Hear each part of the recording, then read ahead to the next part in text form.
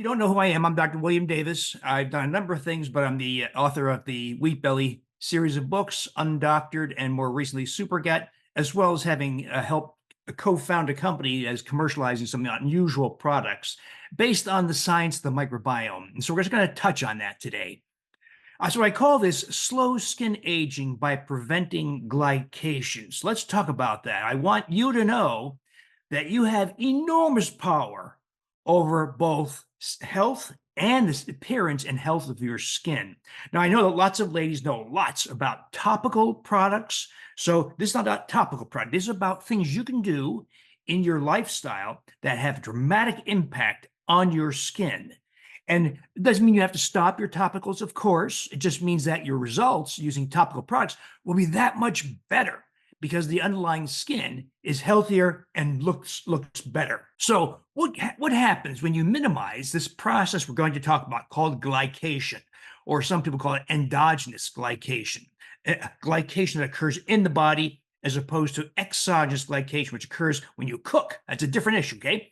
We're going to talk about endogenous glycation, that is, glycation that occurs within the body. Well, all kinds of wonderful things happen. You're going to slow joint cartilage deterioration. Cartilage is very prone to the damage from glycation. You can prevent cataracts. I'm seeing more and more people, by the way, showing up with cataracts in their 40s and 50s because they've been given bad dietary advice. It prevents kidney disease. You reduce your potential risk for cognitive impairment and dementia just by minimizing this process of glycation. You reduce the potential for hypertension, high blood pressure. You reduce your risk for coronary disease, heart attack, dramatically, by the way, not a little bit. So while the world focuses on silly things like cholesterol and LDL cholesterol and statin drugs, this is a real glycation is a real cause of heart disease, not the semi-fictitious nonsense we're getting from people who want you to take statin drugs. It improves the immune response. We'll show you why. It improves insulin responses. Modern people have dramatically impaired their insulin responses, and they have insulin resistance. They therefore have huge quantities of insulin in their body, which makes you grow abdominal fat and makes your skin age faster. There's improvement in your protection against bacterial infections. But the thing you're interested in, by reducing or minimizing glycation, you're going to slow or even reverse skin aging, a very, very powerful strategy. And recall that skin is an outward reflection of your overall and internal health. So just putting things topically doesn't do it, right? You can get the appearance of some improvement, maybe even a modest reduction in crow's feet wrinkles, like when you apply retinoic acid or bakuchiol or some other things. But we want better skin because you're healthier, right? You've seen this. People who are magnificently healthy also have better skin, even without having to apply topical products. So all glycation is a reaction between sugars and proteins. So the sugars come into you through your diet. So these are sugars like sucrose, table sugar, fructose, like high fructose corn syrup. Of course, half of sucrose is fructose also, glucose, and ribose. These sugars react with proteins in your body. So sugars you take in from the diet react with the proteins in your body, and you get a whole collection of abnormal particles or products called glycation. Some people call them advanced glycation end products, or AGEs. And these are essentially debris. They have all kinds of adverse effects in your body. Now, you have one easy way to measure this. You can measure how much you're glycating by a very common test, a hemoglobin A1C. So hemoglobin is a protein, of course, in your red blood cells, and it's very prone to glycation whenever blood glucose goes higher. So you have a test. If you ever had a hemoglobin A1C tested, which is very common, you have an index of how fast you're glycating. What is the ideal rate of glycation of proteins? 5% or less. You want it to be a very low number. 4.6%, 4.7%. Now, that may be very different from what your doctor's telling you, right? Your doctor may say something like, well, your hemoglobin A1C is 6.1%. And you say, was that bad? He or she says, no, that's okay. What they didn't tell you is that you are subjecting your body to a massive increase in the rapidity, the rate at which you age, including skin aging, and that there are bad things happening, like your joint cartilage is deteriorating. You're at risk for coronary disease. In fact, the risk for sudden cardiac death is 300% higher at that level of hemoglobin A1C. Why would the doctor say, oh, 6.1 or 5.7 or 6.3 or any of those numbers? Why would the doctor say that's okay? Translation: you don't yet need insulin and diabetes drugs. You must therefore be okay. What he or she is not saying is that at that level of hemoglobin A1C, you're healthy and you are protected from numerous adverse health events. That is not true. You are exposed to a dramatic increase in risk, but you don't need insulin or drugs for diabetes yet. So you can see the perverted way that conventional healthcare and doctors define health. We're going to go after values that provide optimal or ideal health. So we got to be smarter than the doctor, right? The doctor gives you bad information about this. We're going to be smarter. We're going to minimize glycation so that you slow the process of aging, including the aging of the skin. And you have a readily obtainable index of how rapidly you are experiencing this endogenous glycation in the form of a hemoglobin A1C, very common, inexpensive test. So AGEs, when they accumulate, because you have sugars reacting with proteins in your body, it causes oxidative damage. It's very inflammatory, and it actually acts as junk, like in cataracts in the lenses of your eyes. That junk accumulates, and it makes your lenses opaque, and you can't see, right? Or it damages the collagen in your cartilage in your knees and hips. So AGE is very destructive. So you already know that you now have an index that you can follow on occasion to see how fast you're glycating. But the curious thing is all the proteins of the body are prone to become glycated and thereby contribute to oxidative stress, to inflammation, and to the accumulation of debris, of junk. Albumin, insulin, immunoglobulins, like antibodies, are prone to glycation, and you impair their protective effect against pathogens, against invasion. Your LDL particles, not LDL cholesterol. LDL cholesterol is a kindergarten version. We're going to use the college version, which is low density lipoproteins, right? And when they're small, because you ate wheat, grains, and sugars, they're very glycation prone and very likely to cause heart disease. Not LDL cholesterol. That's the outdated, useless version that should have been abandoned decades ago. But it's small LDL particles that are extremely glycation prone. Fibrinogen is glycation prone. Your DNA is glycation prone. Proteins that protect you from bacteria and viruses are very glycation prone and impairs your immune response.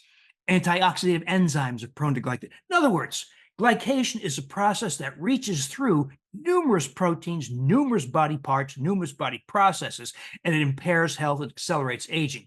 But relevant to our concern for skin aging is the fact that collagen, the major protein in your skin, in the dermal layer of skin, is exceptionally prone to glycation, okay? Now, so this is an ultrasound image of someone's skin. See that speckly yellow and white? That's collagen in the dermal layer. So what you see on the exterior of someone's skin, that's the epidermis, right? That's mostly dead skin, right? The skin cells.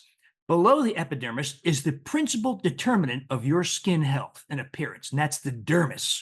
And the dermis is loaded, or supposed to be loaded, with collagen. You can see it in this high-resolution skin ultrasound image as the speckly yellow and white. That's collagen in the dermal layer. Now, when collagen becomes glycated, because it's very glycation prone, it becomes fragmented. It falls apart. It becomes chaotic. It's no longer organized. And then an enzyme called matrix metalloproteinase breaks down the collagen and your body reabsorbs it. So sun damage accelerates it, glycation accelerates it, and matrix metalloproteinase breaks down all that broken up collagen, and that's why you get aged skin. Okay, it's the loss of collagen, it's the reabsorption of collagen, largely due to processes such as glycation and sun damage. So you know the result, right? We get skin aging. Look at that biopsy results. Someone age 12 compared to someone age 77. You can see that the epidermis at the very top, dark purple, has thinned dramatically. You can't tell by this image, but the dermis has also thinned dramatically in the older person. And you see how bright pink the images are in the left in the dermal layer?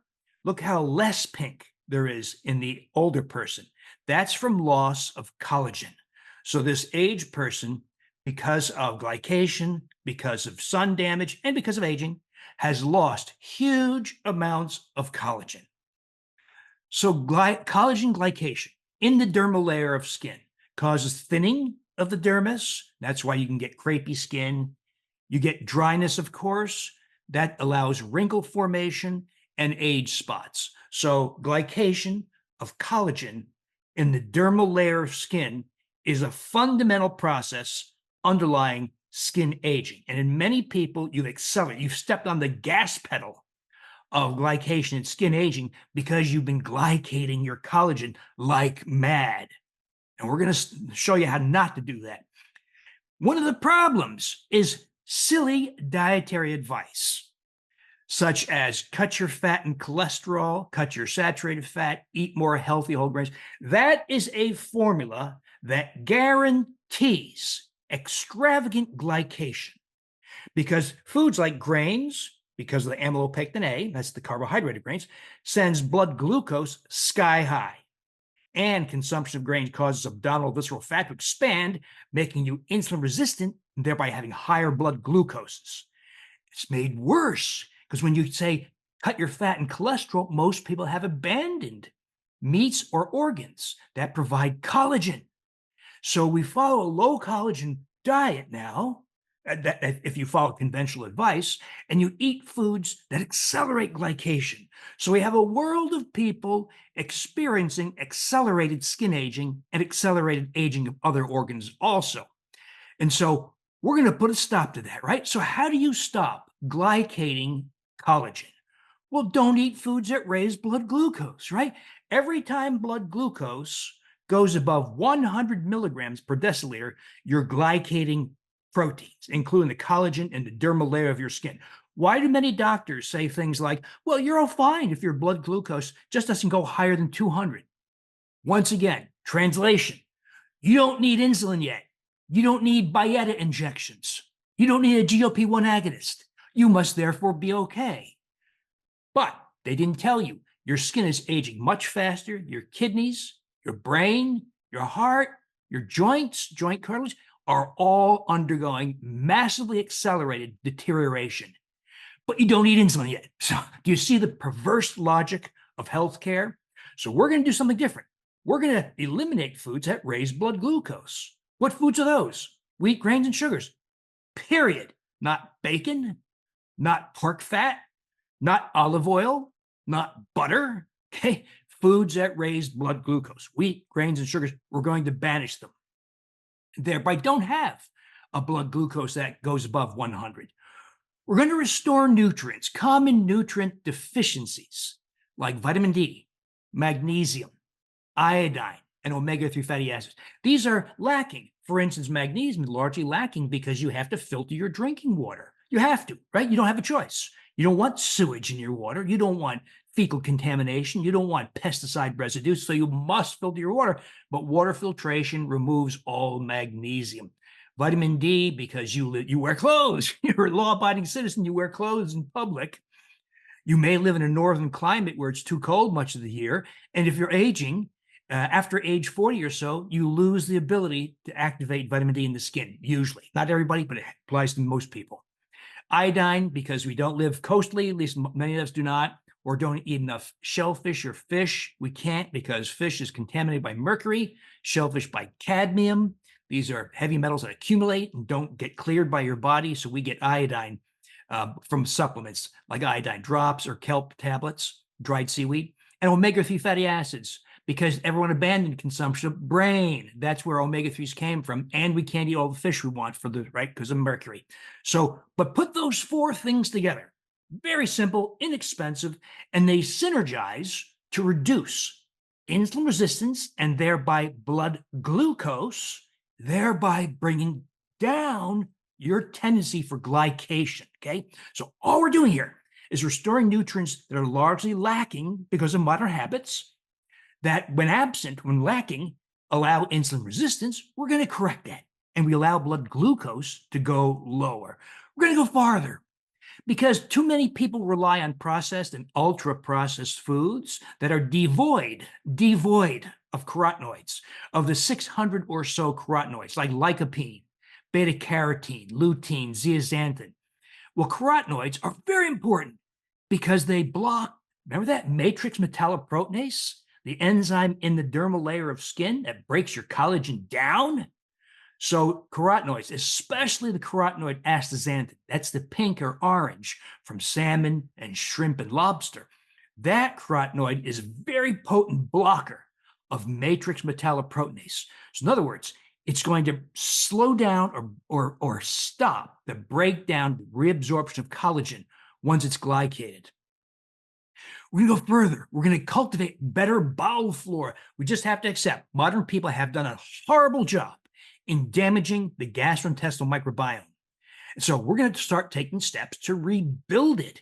So you've lost hundreds of beneficial species. You've allowed unhealthy, mostly fecal species like E. coli and Salmonella and Campylobacter to overproliferate, in many cases, ascend into the small intestine, small intestinal bacterial overgrowth, SIBO.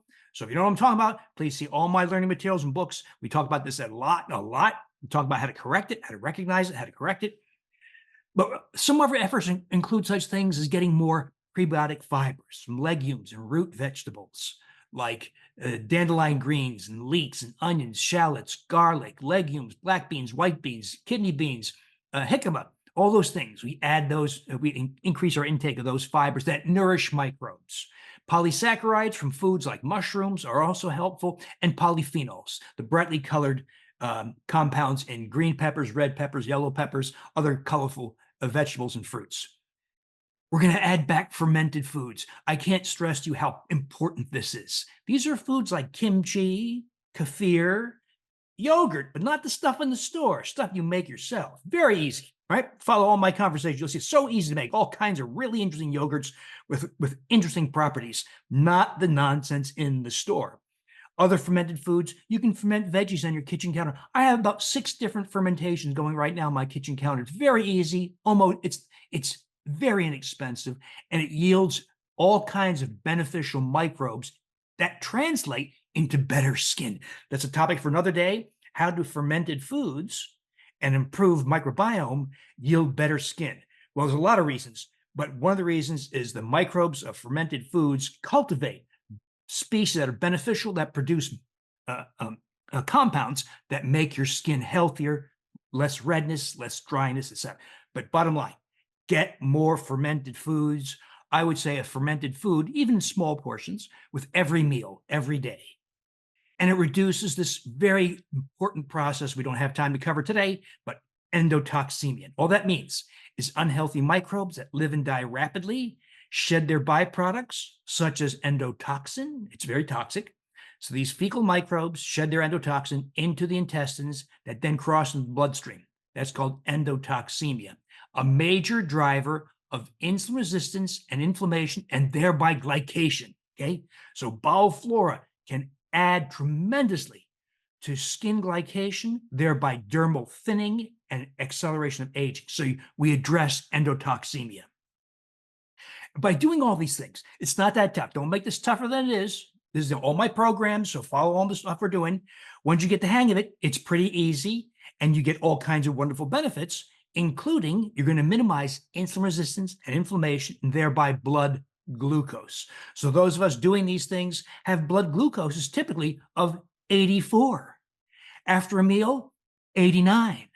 Not what, if you were to do finger stick blood glucose of your neighbors after a meal, you'd get 190, 273, 350.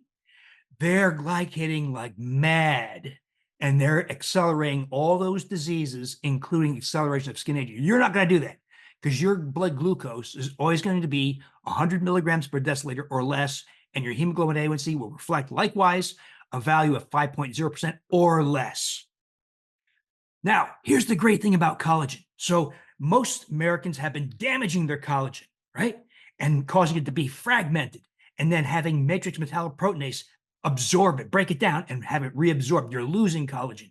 Well, a lot of times we can't undo the harmful effects of bad diet and other bad habits. Here you can. You can increase your intake of collagen. Well, one way is to eat the skin on poultry or fish or pork. I see people buying boneless, skinless chicken breasts. Don't do that. You threw away, or the butcher discarded, one of the most important nutrients, the collagen, and by the way, the hyaluronic acid in the skin. So eat the skin. Slow cook tough cuts of meats, organs if you can. I know most people are squeamish now about organs, but if you can, think about some tongue or liver at least. Bone marrow has it, soups and broths. Please don't hear bone broth, okay? Bone broth has been shown to have toxic levels of lead, the heavy metal lead. So we don't use extended boiling. We don't add vinegar. You make something I call carcass broth. Doesn't sound very good, but you ate a chicken, maybe a whole chicken, right? You had some of the drumsticks and the skin and some of the breast and all that. You have a carcass left over. Boil that for maybe 4 hours. Don't add vinegar, and you won't have anywhere near as much lead, and you'll have more collagen and hyaluronic acid and other nutrients. So please do not make bone broth, but you can make soups and broths from the carcass or from other parts. Just don't do that extended boiling with vinegar. When you have sausage, make sure it's in a natural casing. That's intestine, made with collagen. Eggs do have some collagen in them, but for convenience, too many people it's too hard, right, to do a lot of these things. You don't have enough time. You get a lot of responsibilities, or you're squeamish. You don't like the idea of eating some heart or tongue. So you can buy collagen peptides or collagen hydrolysates, an easy workaround in our modern world, and it works. Collagen by itself works. Another image of a skin ultrasound, and I have a little yellow box around the dermal layer. And you can see the collagen in this image. The bright green is collagen. This person took collagen for 90 days. Look at the thickness of the dermis. Look at the increased speckling, increased collagen. So taking collagen works, hands down. The evidence is overwhelming now that taking collagen orally works to thicken the dermis and to increase its content of collagen. Now let's go even further, right? You're going to be thinking about fermented foods, right? Like kimchi, kefirs, yogurts, and fermented veggies. Let's go further and restore microbes lost that were fundamental and keystone, foundational species, especially Lactobacillus rhodori. Because Lactobacillus rhodori, when it takes up residence in your GI tract, and by the way, it takes up residence in the entire GI tract, which is very unusual, from mouth to anus, including the 24 feet of small intestine. Well, when rhodori does that, it sends a signal through the vagus nerve, up through the chest, neck, and to the brain to release oxytocin. Oxytocin, in return, causes an explosion in dermal collagen, okay? So imagine what happens when you take collagen also, and other things, hyaluronic acid, etc. Now you have control over dermal collagen, and you have been given. Very few times we get do-overs in health, right? In this case, you get a do-over. So maybe you glycated your collagen in your skin, as well as your joints and your brain, your heart. Here you have a chance to do it over by getting more collagen, by getting the amplification effect of restoring Lactobacillus rhodori and its capacity to provoke an explosion in dermal collagen and elsewhere. So we did a little study. We combined Lactobacillus rhodori, 40 billion counts. If you make the yogurt, you get more like 300 billion. That's a whole nother conversation. We used a marine source of collagen. We did that because a marine source, some marine sources, the one we chose, is effective at much lower doses, at about 1/10 of the dose of bovine, porcine, or chicken. Please don't hear that marine source is better. It just is as effective at lower doses. And we wanted to put this in a capsule. So we took the marine source, low dose, 1.8 grams, also used high molecular weight hyaluronic acid, which is widely available, and astaxanthin, the carotenoid. So this was a study of skin. We performed high-resolution skin ultrasound, like those images I showed you, um, and dermal thickness increased 15%. Now, you may say 15% doesn't sound like a whole lot, but in every study preceding, where collagen alone was used, or hyaluronic acid alone was used, or astaxanthin alone was used, you typically get at best 6 to 7% over 90 days. Here we got 15%. To my knowledge, an unprecedented degree of dermal thickening. That's 90 days. You can do these things longer than 90 days, right? So, but you get an increase in dermal thickness. It reduced fine wrinkles, especially crow's feet around the eyes. And some people did experience a reduction in the deeper wrinkles, like the nasolabial fold or forehead wrinkles. There was a dramatic relief from skin itching, and their lives improved. And that's a whole conversation of its own. But we know that when you restore Lactobacillus rhodori, all kinds of incredible things happen in your life, but including an explosion in dermal collagen, smoothing of skin wrinkles. Here's one participant in a preliminary study we did. Her name is Missy. I think she's 60 or 61 years old. Can't remember. And you can see she's got forehead wrinkles. She's got the nasolabial fold along the sides of her nose and mouth. She's got wrinkles in her chin and around her eyes. And she's got a lot of redness in her forehead. And these are selfies, so I know they're not the best quality and unretouched, of course, but they're selfies. Redness on her nose, cheeks, and chin. Now, she does all these things: Lactobacillus rhodori, marine source collagen peptides, hyaluronic acid, astaxanthin over 90 days. And here's what she got. So she's 61. I don't think it's a stretch to say she turned back the clock. Her forehead wrinkles are less deep. The nasolabial fold is less deep. Hard to tell with this selfie, but she's lost a lot of her crow's feet. She lost some of the wrinkles in her chin. And look at the redness. The redness is gone. This is a pretty typical response to doing these things. But the key here is you're going to be stopping glycation and then perhaps taking some other steps to improve your skin health and appearance. So I hope I've convinced you that glycation is there's more you can do, of course, right? But glycation is a major driving factor in your overall health, in promoting so many diseases and aging of skin. And it's something you have magnificent control over. Now, when you signed up for this webinar, you provided an email so we can send you some more information about this beyond what we've talked about today. Okay, everybody, thanks for listening. If you want more, there are my websites, drdavisinfinitehealth.com, williamdavismd.com. There's several thousand blog posts. There's several 100,000 discussion in the forum. There's a two-way Zoom we have, and we have your email now. We'll email with some more information about how to get some products that can do this for you. Okay, thanks for listening.